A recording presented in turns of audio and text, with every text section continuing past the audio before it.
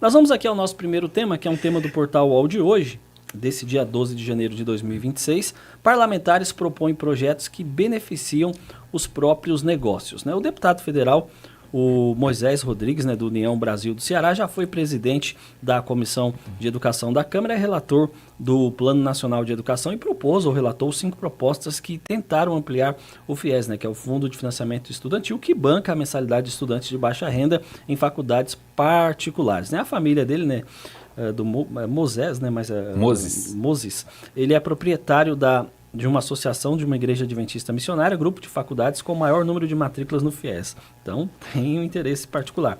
O empreendimento familiar foi o campeão de recursos recebidos pelo programa desde 2019, né? Ao todo foram mais de 1 bilhão, né? O Moses, ele preside desde 2023 a Associação de Mantenedores Independentes de Educação Superior, entidade de lobby, né, fundada para defender o interesse de faculdades privadas. O caso do Moses, que une aí a política de empresas privadas, não é exceção. Há um levantamento que mostra 320 congressistas ligados a empresas que podem se beneficiar de suas propostas legislativas, evidenciando potencial conflito entre interesses públicos e privados. Especialistas apontam a falta de instrumentos legais para lidar com tais conflitos, e os congressistas defendem, né, que eles atuam em prol dos setores privados relevantes e que seria legal e legítimo. Sua opinião, Ricardo? Olha, primeiro é importante a gente destacar que o Congresso brasileiro, o Congresso Nacional Brasileiro, na sua grande maioria tem exceções, mas na grande maioria é composto por pessoas de baixo nível intelectual ou de interesse público. Isso é muito importante dizer. O Congresso brasileiro precisa de uma transformação. A maioria dos parlamentares que hoje estão no Congresso legislam ou em causa própria ou em causa de interesses de grupos específicos. Ponto.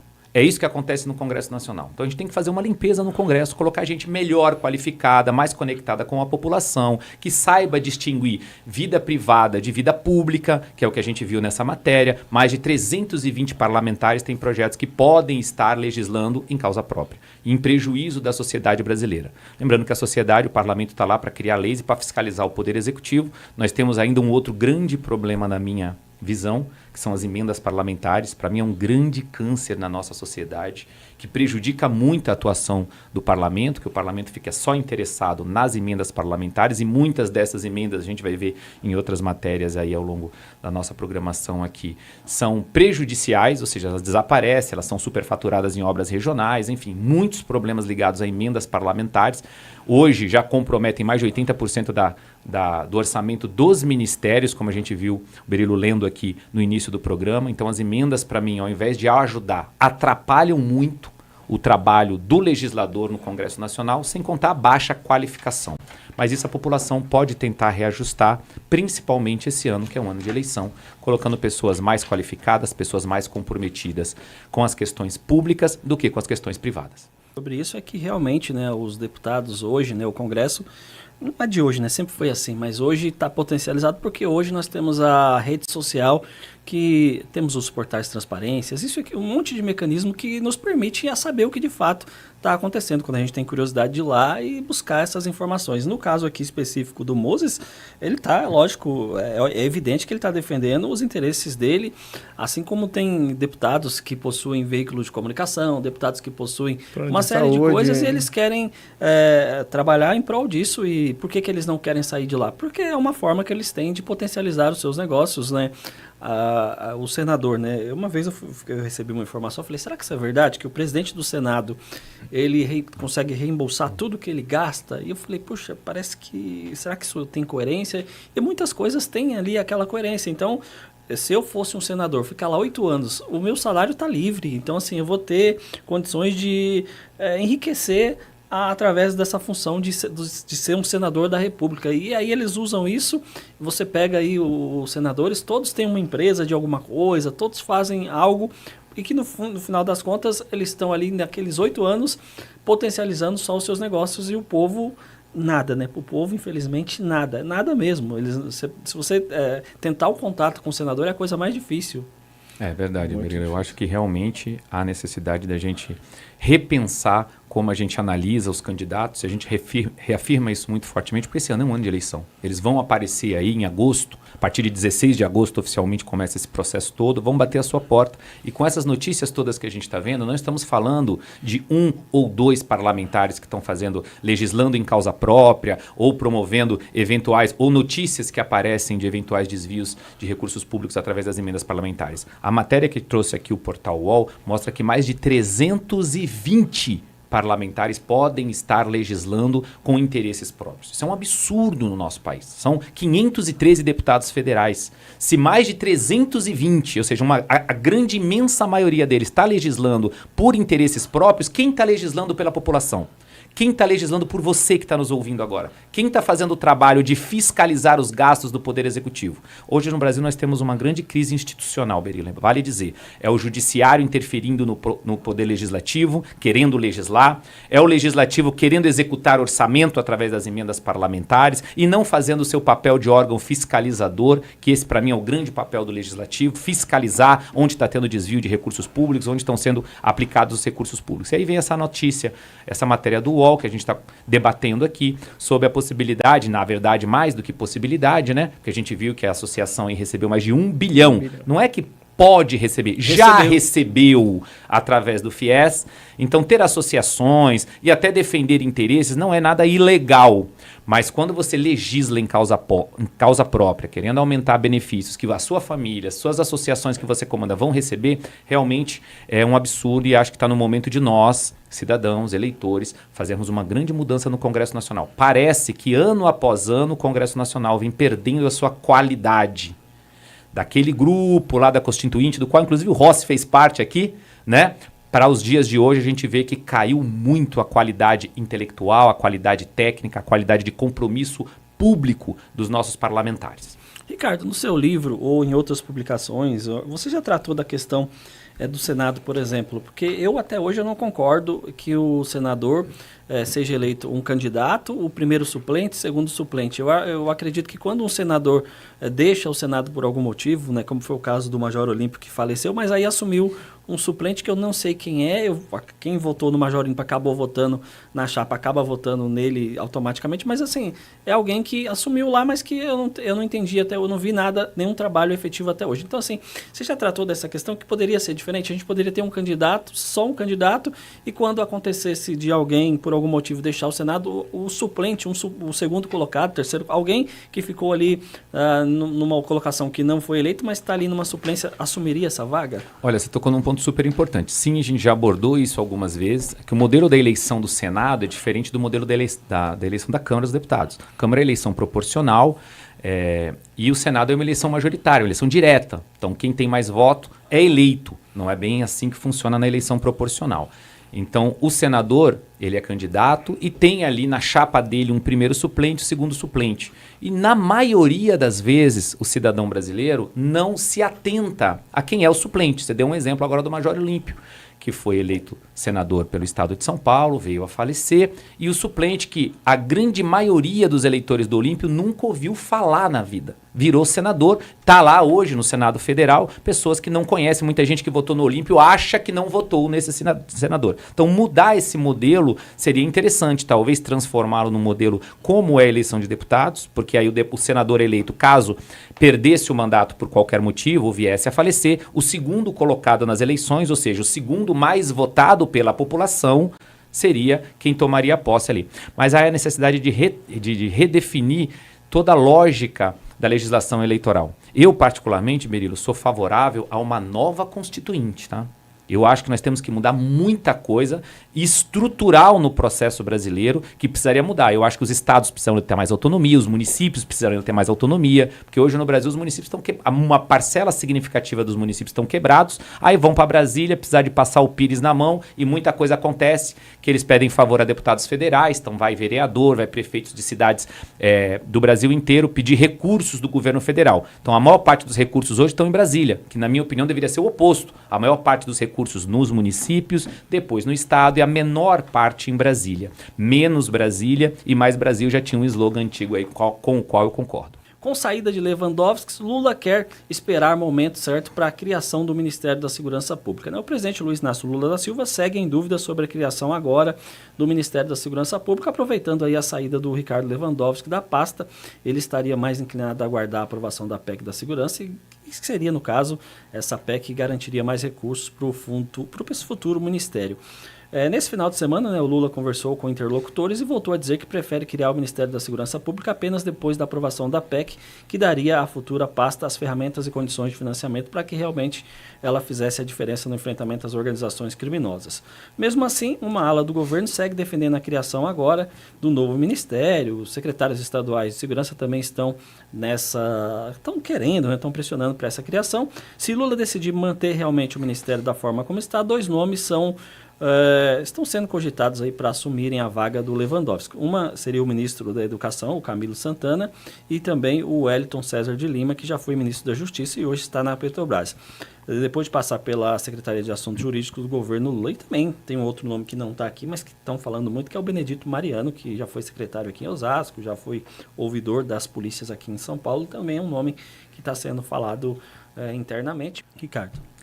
Olha, segurança pública, que hoje é um dos principais temas discutidos na nossa sociedade, é um buraco que vive na nossa sociedade hoje, é um calcanhar de Aquiles do governo Lula. Não só por não ter entregue nada na segurança pública nacional, ter contribuído com nada à gestão do Lewandowski, já vai tarde, também pela fala do próprio presidente Lula, que no passado disse que roubar um celular para tomar uma cerveja não tinha problema nenhum, e mais recentemente disse que os traficantes são vítimas dos usuários. Então você vê que a fala do próprio líder, chefe do Poder Executivo, contribui com esse problema que nós temos hoje na segurança pública. Então eu não acredito que o Lula vá, nesse momento, mudar o ministério para o Ministério da Segurança Pública necessariamente. Acho que ele não vai colocar o Camilo, porque se ele coloca o Camilo agora no lugar do Lewandowski, ele deixa um buraco na Secretaria, no Ministério da Educação, e ele vai ter que fazer alguma mudança no Executivo, que vai acontecer um pouco mais à frente, porque vários ministros vão sair para ser candidato, mas isso vai ser mais para o final de março. Acredito que o nome do Wellington César seja o mais cotado, na minha opinião, justamente porque já tem alguma experiência e faz com que o Lula mexa pouco nesse tabuleiro agora no começo do ano. E obviamente vai ter que ser mexido esse tabuleiro dos ministérios, a dança das cadeiras vai acontecer porque tem muitos ministros que vão ser candidatos nas eleições, tem um prazo para se descompatibilizar, mas isso não deve acontecer agora, na minha opinião. Acho que o Wellington César é bem cotado para assumir essa vaga, sem a mudança ministerial nesse momento, que tantos secretários de Estado querem, né, que tenha então o Ministério da Segurança Pública. Não sei se isso acontece agora, não. Lembrando que para mim, um dos grandes buracos desse governo, são muitos outros, mas a segurança pública é um calcanhar de Aquiles no governo do Lula. Nós temos mais um tema, que é um tema da CNN Brasil de quinta-feira, do último dia 8. Flávio Bolsonaro lançará filme com críticas a Moraes em clima de pré-campanha, né? O senador Flávio Bolsonaro, do PL do Rio de Janeiro, lançará um documentário em um esforço para se tornar mais popular e pavimentar a candidatura à presidência nas eleições desse ano. A gravação deve ter 50 minutos e contará com uma trajetória dele desde a infância até a prisão do pai, né? O ex-presidente Bolsonaro, né, que todos têm acompanhado aí. O documentário terá críticas ao ministro Alexandre de Moraes e a atuação do Supremo Tribunal Federal no julgamento aos ataques de 8 de janeiro e assédios dos 3 poderes, né? Segundo os aliados do senador, que foram ouvidos pela CNN Brasil, o documentário deve explorar a relação com a família e faz parte da estratégia de humanizar o pré-candidato, né, à chefia do executivo, né? O nome ainda não está definido, mas a tendência é que se chame Bolsonaro de pai para filho, né? O nome desse documentário, Bolsonaro de pai para filho. De acordo com os interlocutores, a gravação faz parte do esforço que Flávio está tentando aí para crescer nas pesquisas e consolidar a candidatura, quebrando resistências em partidos do centro para atrair o apoio dos partidos na disputa como presidente, na disputa que ele vai enfrentar, né, provavelmente contra o presidente Luiz Inácio Lula da Silva. O desafio, porém, não é simples, né? O PP, o União Brasil, Republicanos e o PSD preferiu apostar no governador de São Paulo, Tarcísio de Freitas, por entenderem que é uma candidatura fora da família Bolsonaro. É o Tarcísio, que não é do PL, é do Republicanos. Teria mais capacidade de ampliar o eleitorado. Então o ex-presidente, no entanto, preferiu lançar o próprio filho na tentativa de não perder seu protagonismo do campo conservador. Ricardo, sua opinião? Olha, é um filme com o objetivo de apresentar melhor Flávio Bolsonaro para a população brasileira. Deve contar aí uma história. Os rumores é de que o nome seja Bolsonaro de pai para filho, justamente para conectar essa imagem de que o Flávio é um Bolsonaro melhorado, vamos assim dizer, um Bolsonaro de um pouco mais de diálogo, um pouco mais flexível, um pouco... É Bolsonaro, mas tem as suas diferenças. Tem o objetivo de tentar aumentar o espectro de alcance político de Flávio, porque ele tem um grande desafio, uma vez que foi lançado pelo pai e vai tentar aí manter a hegemonia do pensamento de Bolsonaro na direita, ou pelo menos, vou usar essa palavra, mas o controle da família Bolsonaro sobre a direita brasileira, tem um desafio grande, porque o Centrão tinha uma preferência por Tarcísio de Freitas. Quando a gente fala o Centrão, a gente está falando em especial do Republicanos, do PP, do União Brasil, talvez do PSD, liderado por Gilberto Kassab. Todos olhavam Tarcísio de Freitas, governador de São Paulo, como um nome melhor do que Flávio Bolsonaro, do que um outro ligado à família Bolsonaro, porque além de conseguir, tendo o apoio de Jair Bolsonaro, isso é muito importante, tendo o apoio de Bolsonaro, conseguia transitar melhor nessa faixa de centro, ganharia o voto da direita bolsonarista, ganharia o voto da direita, da centro-direita e conseguiria penetrar aí no centro, que era o que se imaginava ser Tarcísio de Freitas.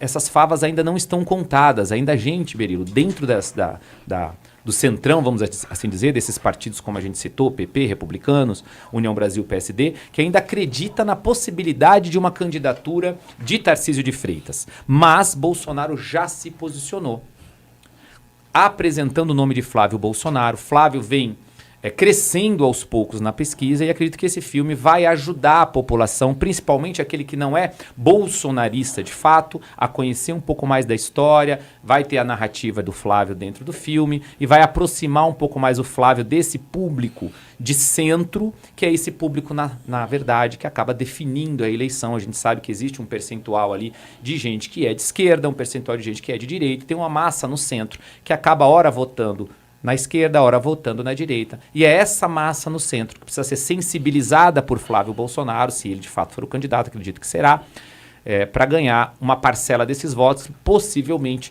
ter mais chances de vencer as eleições de 2026. Processos por racismo no Brasil batem recorde em 2025, no ano passado. O Brasil registrou 8.600 novos processos criminais sobre racismo, recorde da história da série histórica que iniciou em 2020. Desde o começo do levantamento, esses processos aumentaram 188%. Ao todo, 13,6 mil ações pendentes de julgamento. Os números foram levantados pela coluna do Estadão em dados do Conselho Nacional de Justiça. 97% desses processos na esfera criminal tramitam nas justiças estaduais. A lista é liderada pela Bahia, estado com maior proporção de população negra do país. Minas Gerais, Santa Catarina, Rio de Janeiro e Paraná vêm em seguida. São Paulo é o 8º estado com mais ações, 663. Desde o começo da série histórica do Conselho Nacional de Justiça em 2020, outubro de 2025 foi o mês com maior processo, com mais processos novos sobre racismo. Foram 803 casos, o que equivale a uma média de ação protocolada por hora no país. Os números registrados a cada ano vêm aumentando sucessivamente. Ainda de acordo com estatísticas do CNJ, há apenas 2.714 negros entre os 18.998 magistrados brasileiros, o que corresponde a 14,3%. O percentual é um pouco maior entre os servidores, são 27,8% dos servidores negros, ou 78.761 entre 283.639. O IBGE, Instituto Brasileiro de Geografia, aponta que 55,5% da população que se identifica como negra somam pretos e também os pardos. Olha, essa é uma questão muito séria e a despeito do aumento das denúncias e dos processos de racismo, como mostra a matéria, que começou a ser... os números começaram a ser registrados a partir de 2020, essa série histórica até 25 tem um aumento muito grande. A despeito disso, eu acredito que educação é a nossa saída. A gente tem que investir pesadamente na educação de base.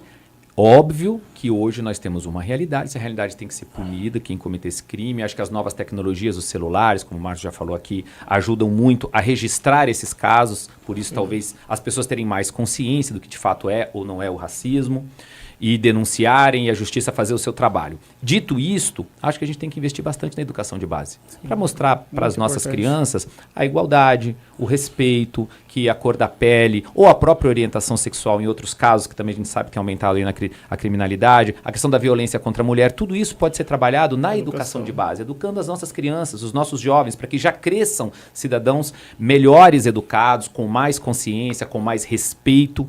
E aí nós teremos uma sociedade melhor organizada, com menos denúncias, menos crimes de racismo aí entupindo o judiciário, que eu também concordo, acho que ele é lento, e a nossa legislação também precisa melhorar.